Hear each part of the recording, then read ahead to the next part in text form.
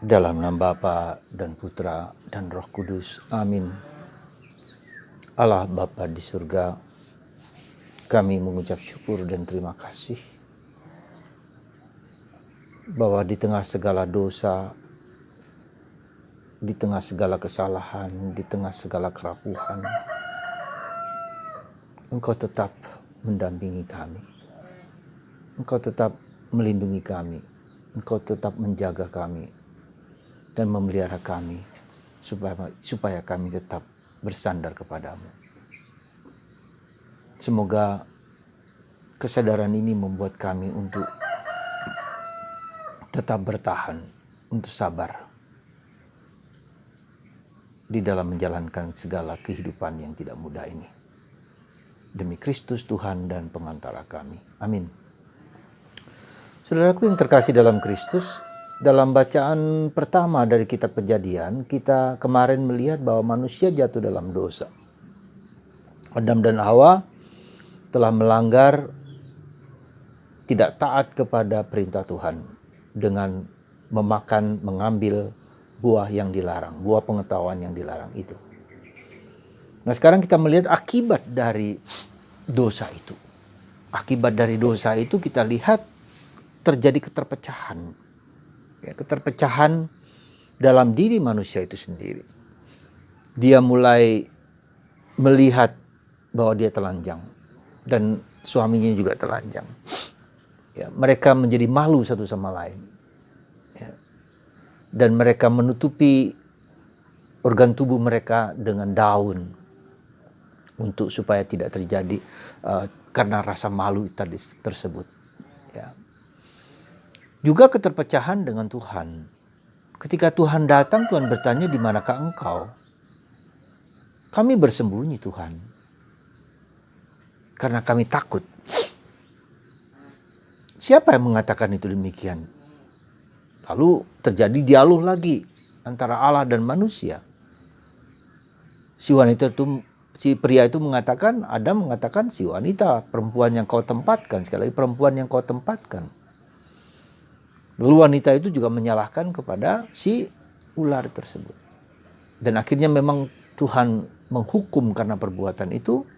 Ular harus kita ketahui seperti sekarang ini sebagai harus merangkak berjalan. Dihukum, tanah pun dihukum, wanita pun dihukum, pria pun dihukum. Bahkan lebih daripada itu mereka dikeluarkan dari Taman Eden. Tanda kebahagiaan, lambang kebahagiaan manusia. Jadi itulah kita lihat dalam katekese pasti kita kenal dengan istilah ini. Tapi saya mau mengajak Anda untuk mendeteksi, untuk menyadari bagaimana dosa itu terjadi. Sekali lagi, dosa itu terjadi lewat di dalam batin kita. Ketika kita mulai tergoda dalam tanda petik, mulai berpikir, bertanya, meragukan, ketidakpastian banyak hal yang tentang sesuatu hal, tentang apa saja, tentang kehidupan, tentang situasi-situasi kita yang tidak menyenangkan. Mungkin kita bertanya, apa artinya Tuhan sekarang ini di tengah pandemi ini? Bagaimana dengan situasiku sekarang? Dan segala macam pertanyaan-pertanyaan yang meragukan, membuat kita bertanya, betulkah demikian? Betulkah Tuhan itu penuh cinta? Meskipun kita harus sadar bahwa pertanyaan-pertanyaan itu adalah sesuatu yang sangat baik, yang perlu juga kita miliki supaya kita berrefleksi. Dengan pertanyaan itu membuat kita bertanya lebih dalam, mencari jawaban yang lebih dalam. Problemnya adalah kalau kita bertanya di tempat yang salah. Kita bertanya kepada teman kita yang tidak punya pengalaman dan pengetahuan tentang misalnya hidup keluarga, tentang iman Katolik, bertanya kepada orang Kristen, bertanya kepada orang non-Kristen. Nah, terjadi sesuatu. Jadi di mana kita bertanya itu harus tahu persis bahwa orang yang memberikan jawaban itu adalah jawaban yang punya otoritatif, yang sesuai dengan iman kita. Atau mungkin orang bertanya lagi kepada dukun, katakanlah seperti itu, untuk cari kepastian. Tambah di Plokoto, katakanlah digunakan untuk kepentingan mereka. Jadi bahwa orang ragu, orang takut, orang cemas, orang gelisah itu sesuatu yang baik Ya, seperti kita alami dengan Thomas. Betulkah Tuhan? Ya, bahwa Tuhan itu bangkit dan hadir sekarang. Tapi dia tetap Tetap datang di dalam pertemuan kebersamaan. Lain dengan si Yudas.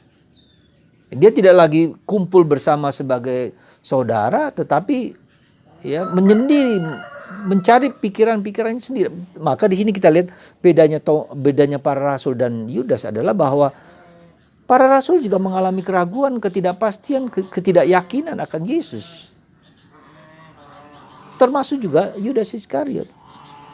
Tetapi mungkin karena tipe Yudas adalah orang yang menyendiri, yang mencari jawaban sendiri, tidak bertanya kepada para rasul, tidak bertanya kepada Yesus.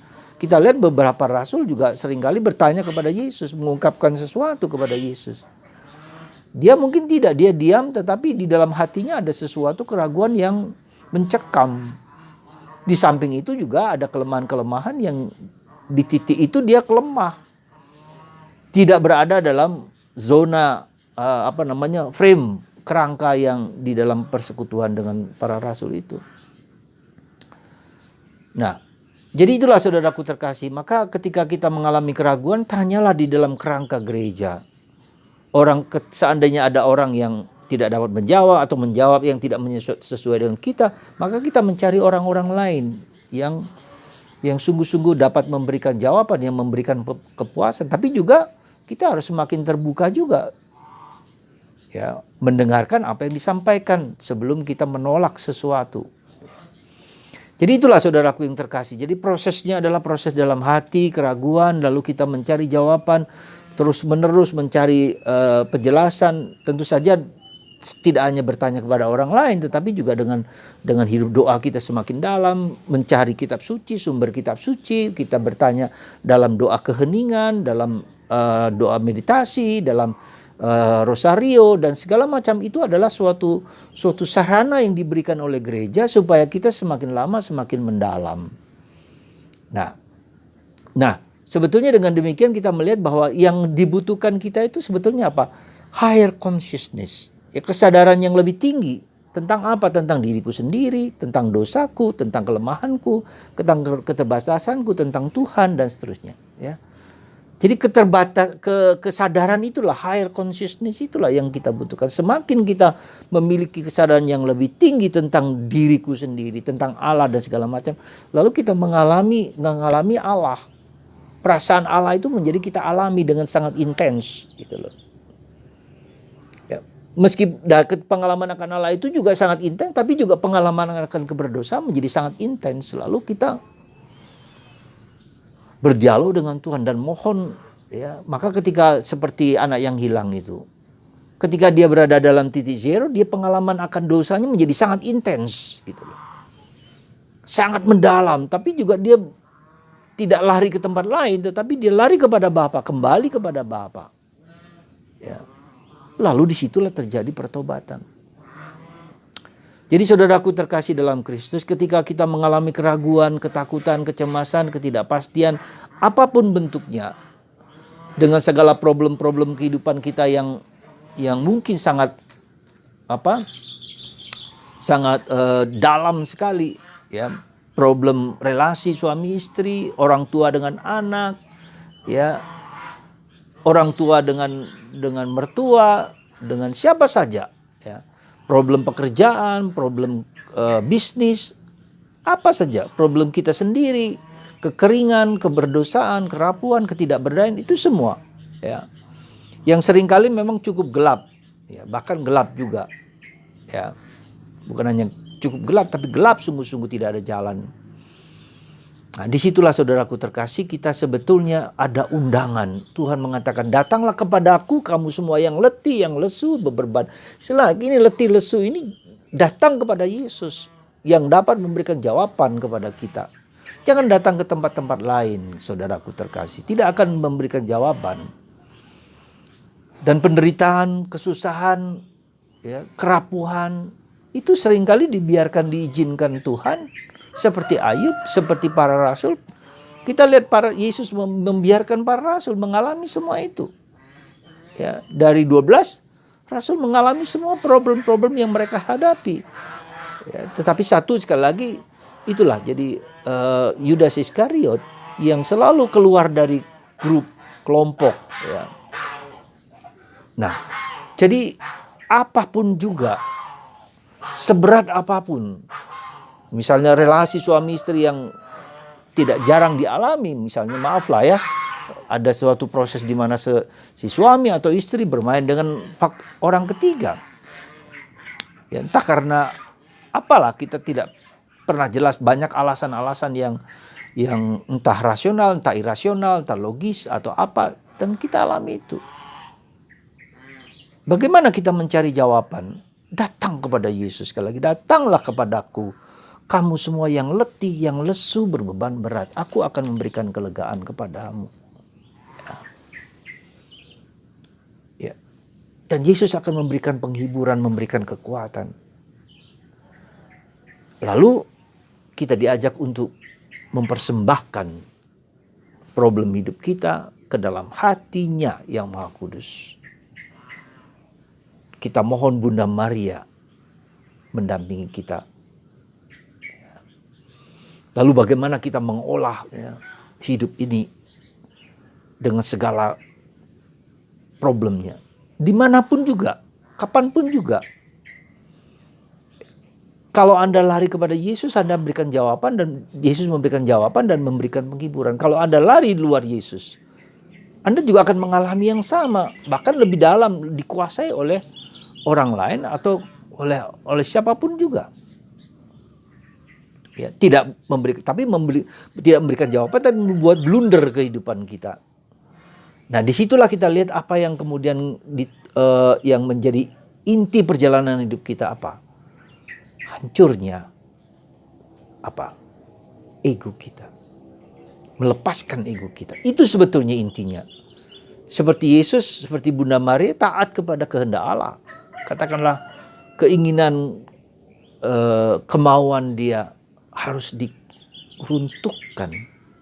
Ego, kesombongan kita. Dan itulah yang terjadi sebab awal dari Adam dan Hawa, manusia yang protes karena mengagungkan egonya. Aku yang paling benar. Seperti hari ini kita lihat Adam dan Hawa menyalahkan satu sama lain. Cari kambing hitam, dia yang salah. Engkau, bahkan Yesus, Adam mengatakan, engkau menempatkan wanita itu di sampingku. Sebetulnya yang disalahkan siapa? Bukan hanya wanita, tapi engkau, salahmu sendiri menempatkan wanita kepada saya. Si Hawa juga mengatakan ular. Jadi kita cenderung untuk apa? Untuk membenarkan diri kita sendiri. Glorifikasi ourselves. Glorify ourselves. Dan itu yang diminta oleh Tuhan. Dan dilakukan oleh Yesus. Supaya dihancurkan. Dikurangi. Direndahkan. Supaya Tuhan dapat bertindak lebih mudah daripada kalau kita mengkungkung diri sendiri. Kita ingin kita yang menyelesaikan masalah. Kita mengontrol kehidupan. Ya. Maka kalau kita lihat dalam bacaan Injil hari ini, Yesus melipat gandakan roti dan ikan. Ya. Ketika 3 hari orang-orang mengikuti dia dan mereka kelaparan, dan Yesus tergerak hatinya oleh belas kasihan. Bagaimana supaya Tuhan berbelas kasihan kepada kita? Ya, kalau kita berani mengosongkan diri. Saudara, dan disitulah titik yang tidak mudah. Disitulah titik yang tidak mudah sekali lagi. Karena kita terbiasa mengagungkan diriku, mengontrol diriku sendiri. Semoga Anda dan saya di hari ini dapat menyadari itu semua. Karena dosa itu sungguh-sungguh menghancurkan kita. Menghancurkan diriku sendiri. Menghancurkan keluargaku. Menghancurkan relasiku dengan Tuhan. Ya. Maukah Anda dan saya, maukah kita dibebaskan, dipulihkan? Ya.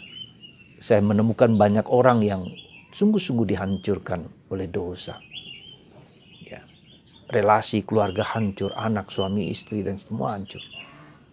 Tapi ketika mereka menyadari, mari kita bangun kembali, ya, pulihkan dalam Tuhan. Bersama Tuhan kita mencoba kembali. Ayo kita kembali bangkit lagi, bangun lagi. Supaya kita mengandalkan Tuhan. Belajar dari pengalaman itu. Saudara, Tuhan tetap mencintai kita ketika kita berdosa. Bahkan Dia lebih dekat pada kita daripada pengalaman sebelumnya. Ketika kita jatuh, ketika kita berdosa. Tapi kita tidak menyadarinya. Semoga kita terbuka, mata kita terbuka. Terima kasih. Semoga Anda yang diberkati oleh Tuhan, dikasihi oleh Tuhan dengan segala rahmat dan kasih-Nya, dan Anda dikuatkan selalu dalam Bapa dan Putra dan Roh Kudus. Amin.